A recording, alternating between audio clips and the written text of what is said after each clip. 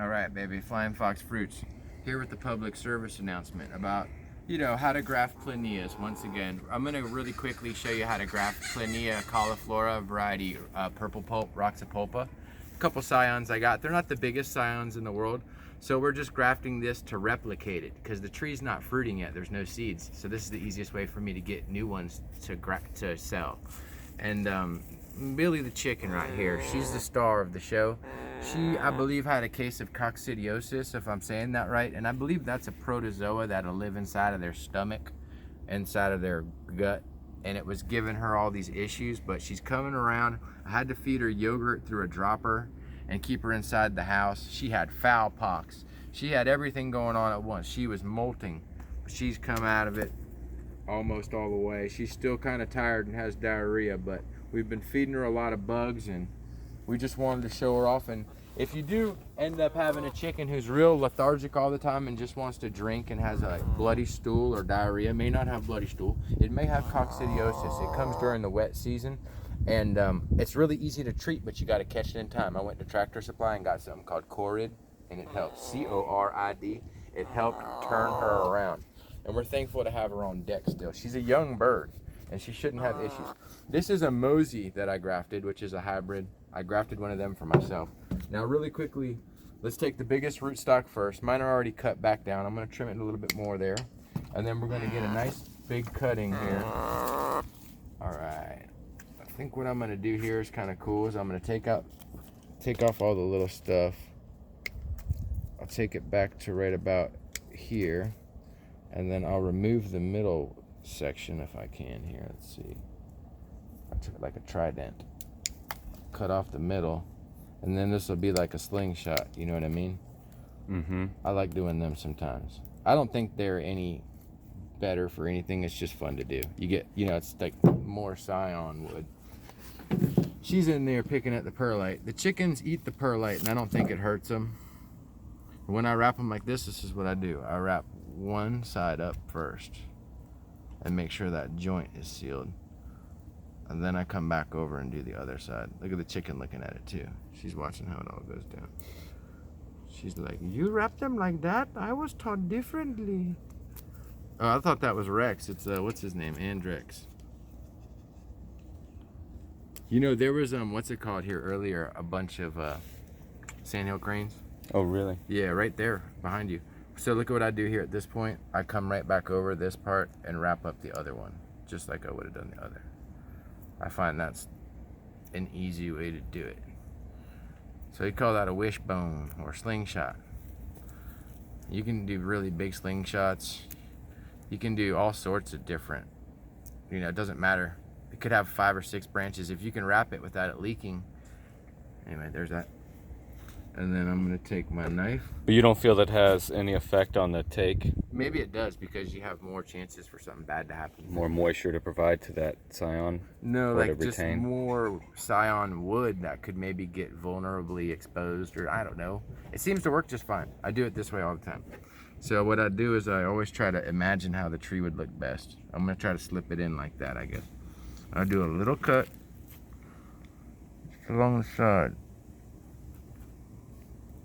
Let's see, that's not enough. You see, I didn't do it the way I like, so I'll cut it down even further. Then I'll come around, try it again.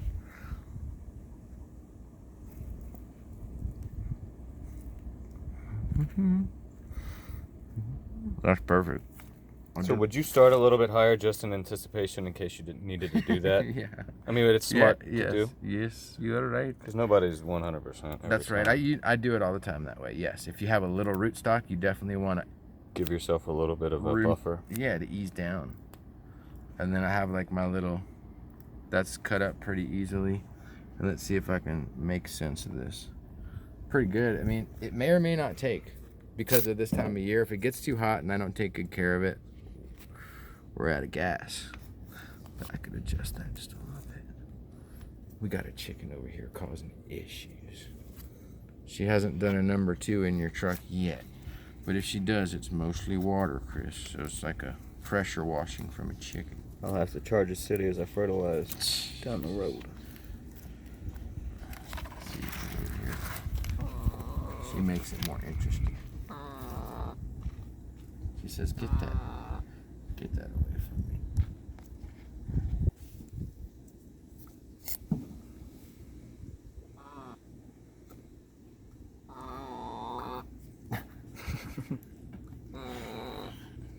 Her noises are great.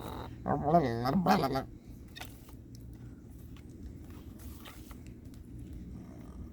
gonna graft one more and then we'll shut it on down, but this is a time I think it's a good time to start grafting here in Central Florida, as long as you don't let them get too hot.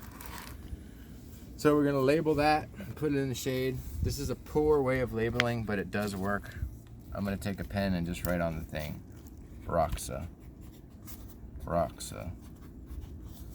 And what's today's date? The 20, what is it? The 24th, I believe. No, it's the 24th? Yes. Okay. Chicken sauce, something I don't like. Okay, and then this one we're gonna write Mosey on that. Okay, and let's do one more real quick one. Got a little of this one here. Got a nice little piece of scion wood here. I'm gonna trim back all this little stuff.